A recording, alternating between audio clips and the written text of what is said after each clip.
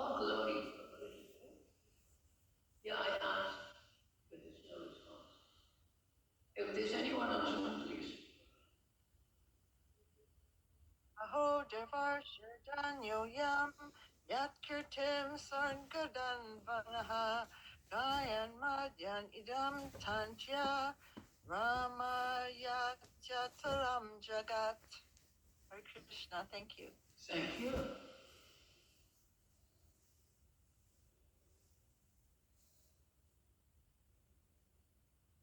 All right, we'll do word for word. Aho, glory to devotion, the stage of the gods. The Hanyaha also says, Ayam Yat, one who hear them, bloodies, Sharinga, Dampanaha, of the personality of God, Gaya, singing, Mahayam, taking pleasure in it, Idam, this, Tamtiya, by means of the instrument, Ramayati, enlivens, Alturam, is just Jagat, world, translation. Overall, in success to Sri Narayana because he glorifies the activities of the personality of the Godhead, and so doing himself takes pleasure and also enlivens all the distressed souls of the universe. This is the overall is in success to Sri Narayana because he glorifies the activities of the personality of Godhead. And so doing he himself takes pleasure and also enlivens all the distressed souls of the universe. Purport by Prabhupada. See, Narada Muni plays on his instruments to glorify the transcendental activities of the Lord and to give relief to all miserable living beings of the universe. No one is happy here within the universe. And what is felt as happiness is Maya's illusion. The illusory energy of the Lord is so strong that even the hog who lives on filthy food, stool, feels happy. No one can be truly happy within the material world. Sri Narada Muni, in order to enlighten the miserable inhabitants, wanders everywhere. His mission is to get them back home, back to Godhead. That is the mission of all genuine devotees of the Lord following the footsteps of this great change. Just as about on the purport of the first canto, chapter, conversation between Narada and Vyas. So again, we'll read the verse. Aho, Devashivan Yaryam, Yakirtim, Sharangadam, Manaha, Gaya, Majanidam, Tantriya,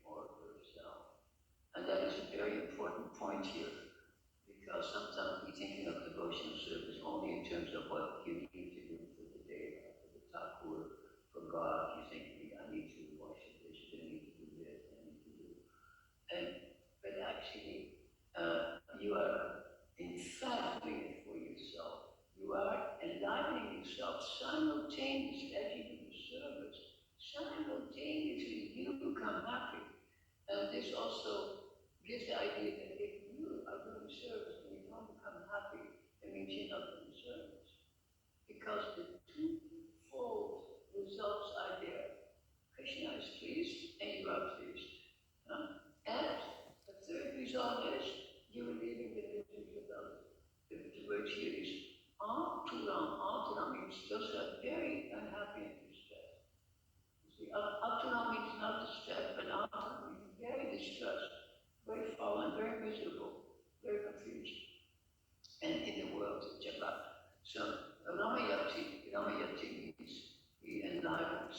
So he enlivens everyone, he becomes enlivened himself, and he pleases the Supreme Personality of Godhead. I had a little problem with that term here in translation, and you probably can see Sharinga Kadamba Nama. I don't have to ask any of you what it means. Okay. Yeah, Sharinga actually doesn't need to be now. Sharinga means a bow. Means bow.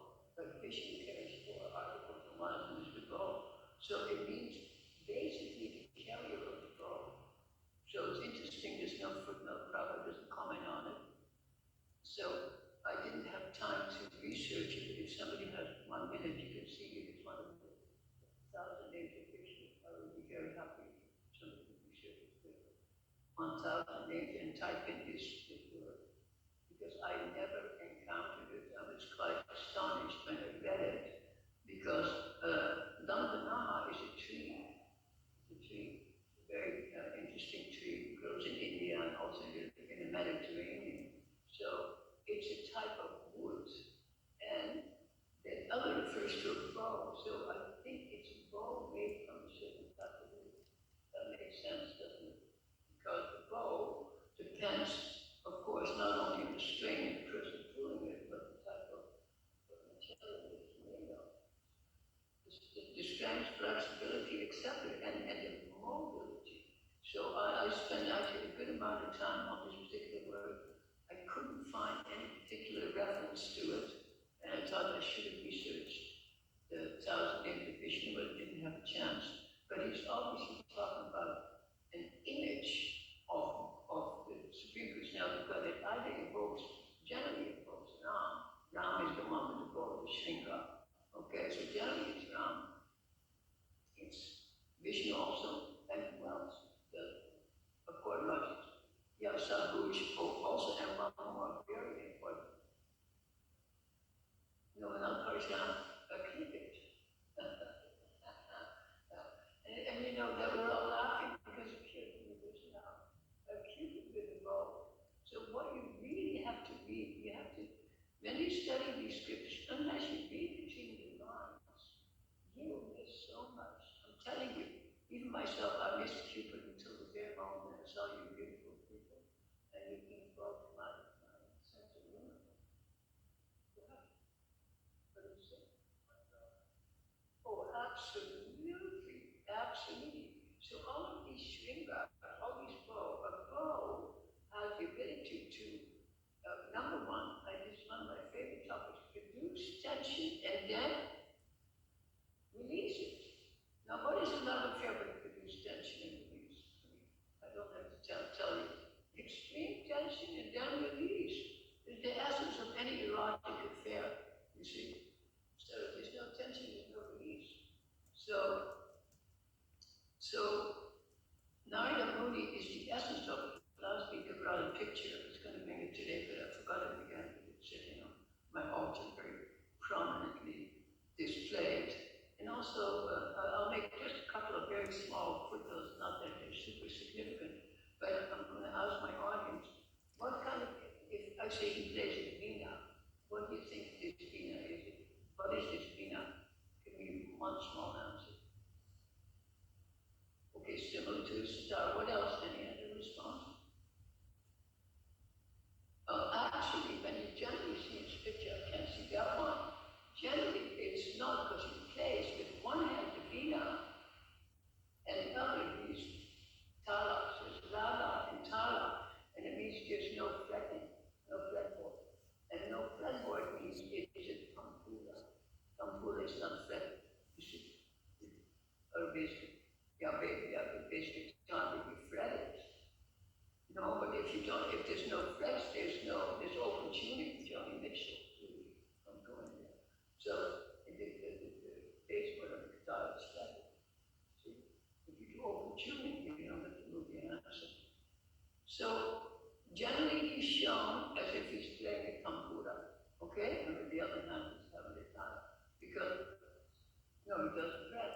exactly. See, if there's no what you call slesha, which means joke, there's no Narada Muni. Because Narada Muni plays so many different roles. Sometimes he's an enemy, sometimes he's friend. You don't know him. You can't tell if he becomes a friend or enemy. But appears as an enemy turns out to be a friend. But appears as a friend might turn out to be an enemy. So he plays these absolutely beautiful roles. And that's why he was able to encourage Vyas, to encourage him. It says, what is the word here again? Around. Who was distressed in this chapter? Vyas. He was distressed. And by singing his tune, giving information, he's telling himself, I was also distressed. I was only 5 and my mother died. I didn't even know my father. And nobody talks about his father. Maid servants can have 100 fathers. Nobody knows who the father is. Right? So he was also distressed, but he overcame it and sat under a tree. And guess what he said in the next chapter? Virtually within 2 or 3 verses. Vyas left, sat under a special kind of tree, meditated and composed the Srimad Bhagavatam in meditation, and then he gave it to his son. It's given in one chapter, in one verse. Can you believe it? I mean, this Srimad Bhagavatam, how many verses? Okay, 18,000. So the thing is, of course, when we read this and we read it about Vyas himself, any intelligent person will say, is Vyas talk about himself? Is he one of the characters in his own story? You know, you have to ask that question. And why not?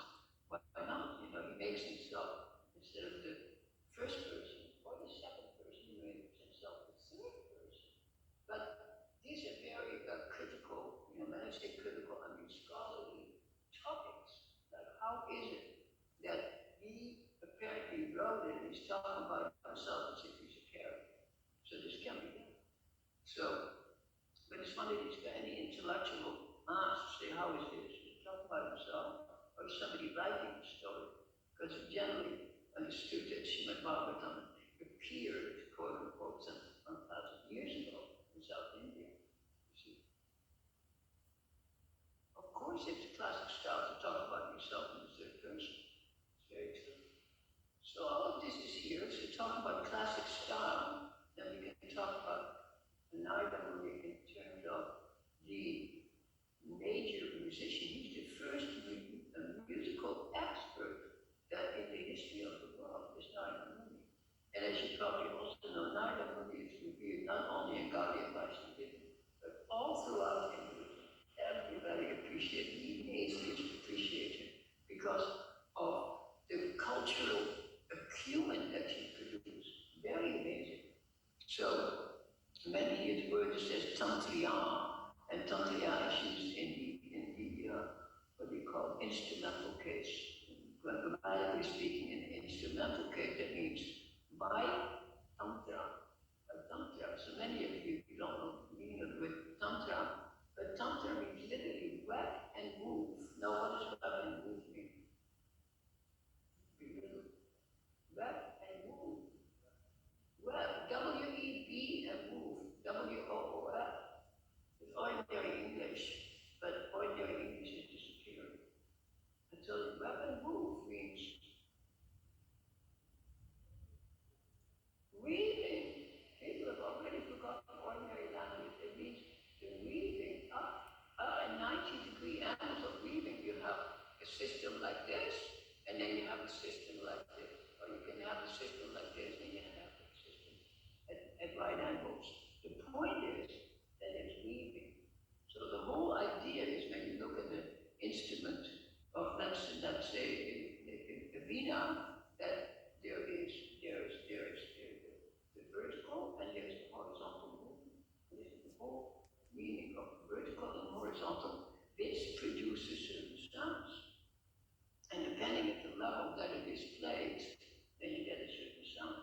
Just like if you look, I'm not talking about strings right now, but if you look at the keyboard, let's say harmonium or organ, you see, 3 or 4 octaves. I don't know how many octaves I hear, probably So how many notes in one octave? No, 7. Please. I know, but the eighth note is the first. You know, there's 7 notes in an octave. And the eighth note is again the beginning of a new octave, which is exactly one because one dimension and can sound higher, one octave higher. So the highest, it appears that a human being, the highest a human being can sing in terms of low and high octaves is about 3 and 1/3 octave, which is about 40 notes, which is tremendous. Most people can only sing 20. So that changed people. So this is what he introduced, this is what is introduced here. And also, you're thinking about, let's say, different different octaves that people sing in. So what is the high octave for women? What's it called? Yeah, soprano. And so the soprano, soprano, you won't believe what it means, soprano. It means actually, it means to work. It's a very, like all of music is based on working. You are working your system to produce that sound. You're working the system. It's like, if you look at an opera singer, we have one devotee who's an opera singer right now. He's not well, and he's maybe for an operation. You know what I'm talking about, of course. His name is right here in purport in the verse. You know what I'm talking about. He's a famous opera singer in the world. And when he sings, straight, when he sings, the whole body becomes animate because you cannot raise your voice unless you're energized. Like sometimes I do a little song and I'm lying down and I'm laughing. I say, how do you sing when I'm lying down? There's no energy. So opera means, literally, it means work, opera. And opus is the plural of work. So opera means you have to work your system to bring forth the sound. How do you like that? Isn't it amazing? Many people have no idea there's the meaning of opera. So to work. So Narada Muni here is portrayed as that worker who produces that sound, glorifying, making glorification of Sharinga, Dambana. That's who he's glorifying, the Supreme Lord who carries the bow, and he himself becomes enlivened, and he enlightens every other. So there's like three results when we are promoting, you can say, Shabda Brahman. And another thing about sound that we know there's different elements. The first element to come out of the ether, which one is it? Sound, of course. It's sound. The first element to be produced is sound. The last element to produce is earth. So earth, I can visualize. I put a little, there's no dirt that's here around, but I can put a little dirt in my hand and visualize it. But I cannot visualize sound. Sound is the most abstract.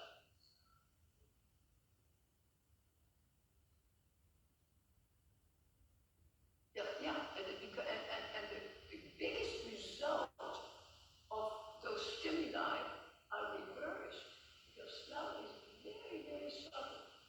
Very subtle. So the earth, the grossest element of mentioned it 100 times, produces the most subtle sensation. Whereas the most subtle element produces the hugest sensation. What happened when the first atom bomb went off? What did that famous scientist say? What did he say? Yeah, he said Kalawasmi. China, and he's quoting Gita in Sanskrit. So I'm just jumping back a little bit. I wanted to make also, I'll go back to this in a minute, but I wanted to comment on the word aha. Can anybody else already mentioned this so many times, but what is the significance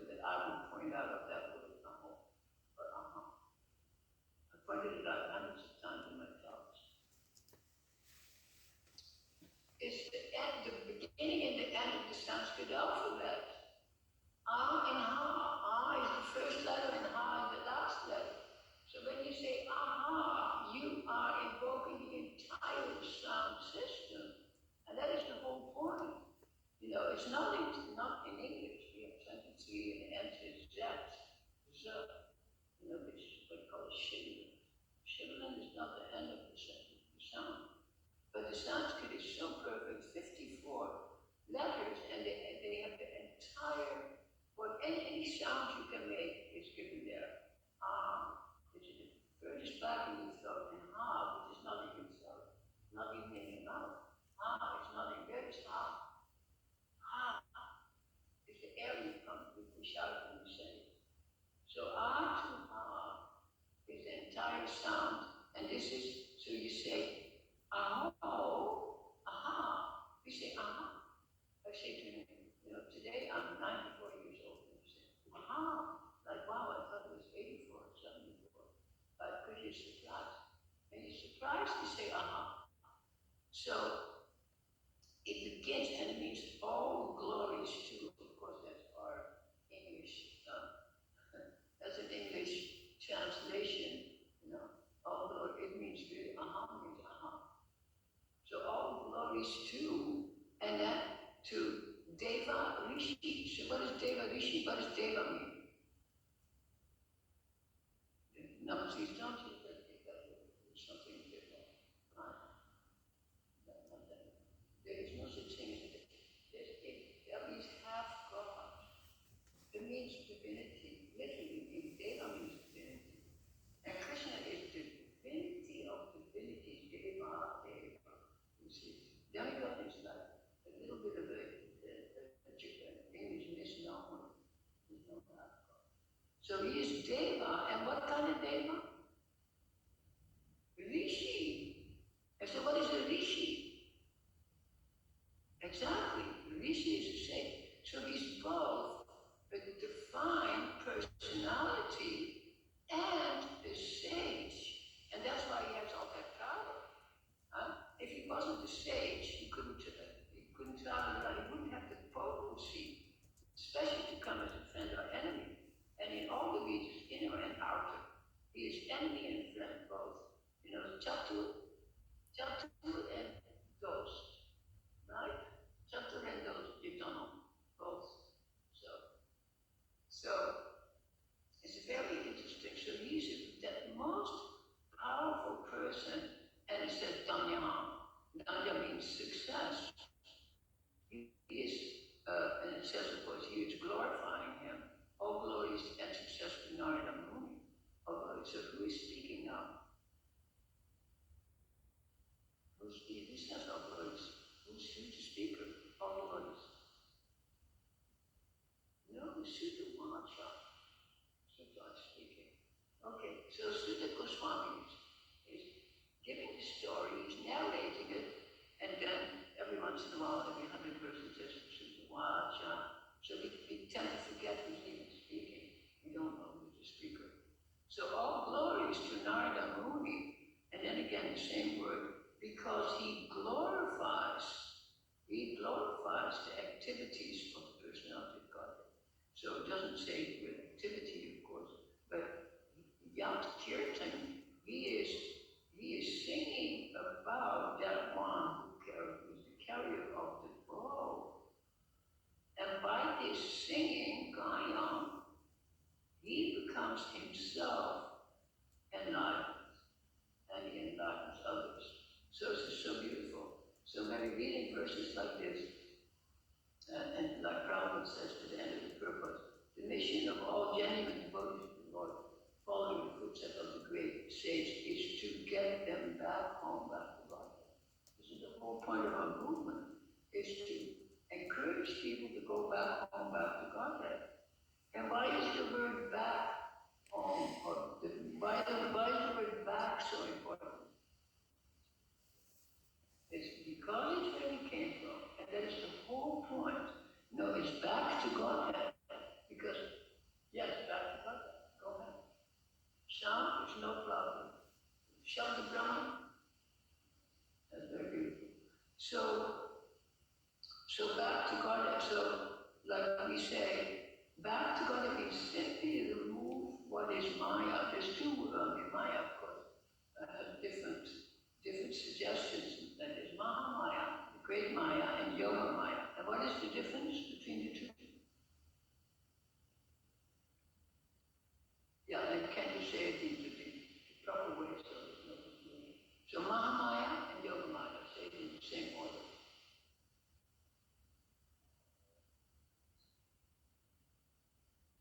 Exactly, this is illusion. Exactly. So illusion and reality. Samsara and its opposite. What is the opposite of samsara?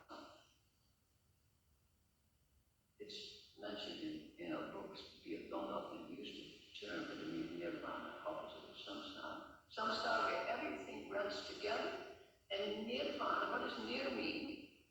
Not. Not. It's the opposite. It's the release. You know, it's like bondage and release.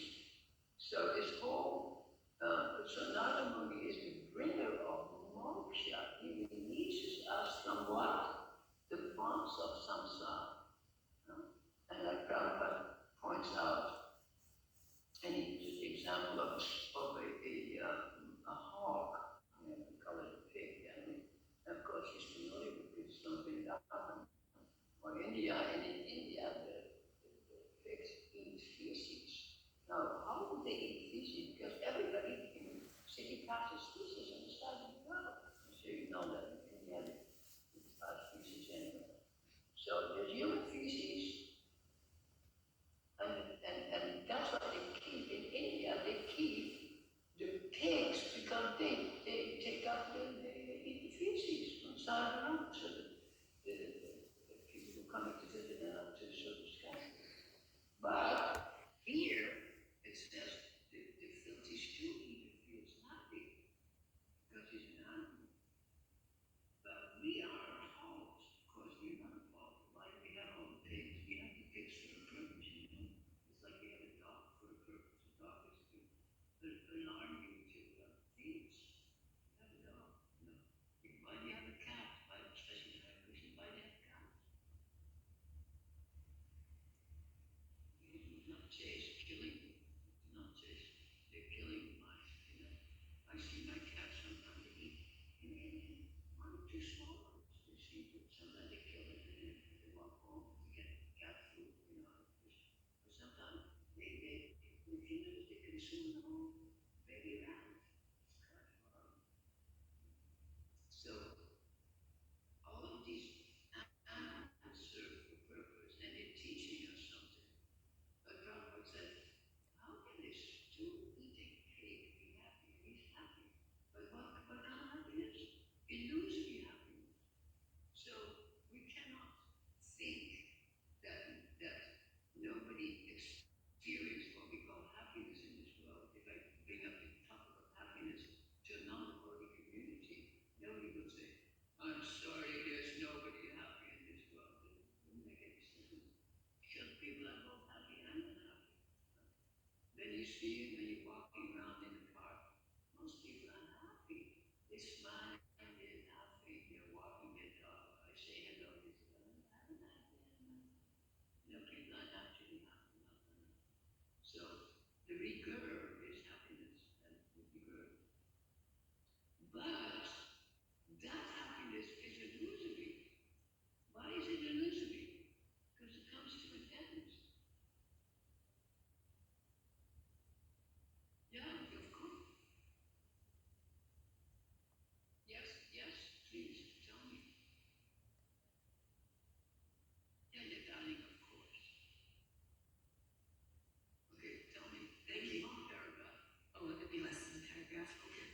You know how, like, the dark side of the moon, Winnipeg is in the wintertime. And so when the summer comes, the residents of Winnipeg go like, it's so lovely here, it's so nice. I wouldn't want to live anywhere else. It's so nice in the summertime. Not realizing that in some parts of the world, it's that summertime year round. But they're just so happy to be relieved of the winter. They go, this is wonderful. I'll put up with all the winter to get these 6 weeks of summer. Very true. Now, let me tell you, since you mentioned Winnipeg, you know, I'm from Holland. We came with my father, mother, and 8 children by plane in KLM. We flew to, the airport, Winnipeg Airport. Then we went to visit my father's uncle. Guess where he lived? Actually, Winnipeg. So just outside Winnipeg, Portage Trail. So we went to, it was March the 1st, and we went there, and it was full of snow and cold and miserable and ugly. And I'm 18 years old, and I think, oh, my parents have brought me to this country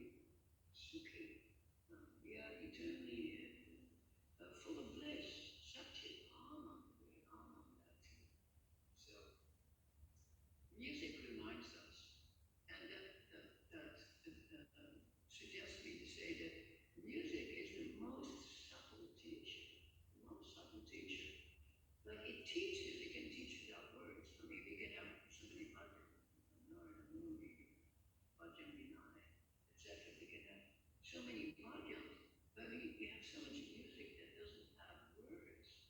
And people are crying, people are listening to some sonata, there's no words, not opera. They listen to a sonata and they're crying because of the effect of the notes. And the effect of the notes is related to the vibration. And the vibration, of course, especially nowadays, is measurable. What we call the vibration of the hertz. Yeah, hertz. It's measured by hertz. So, actually, one of the last things I was looking up today was before I ran out. Is the hertz of certain notes in the scales.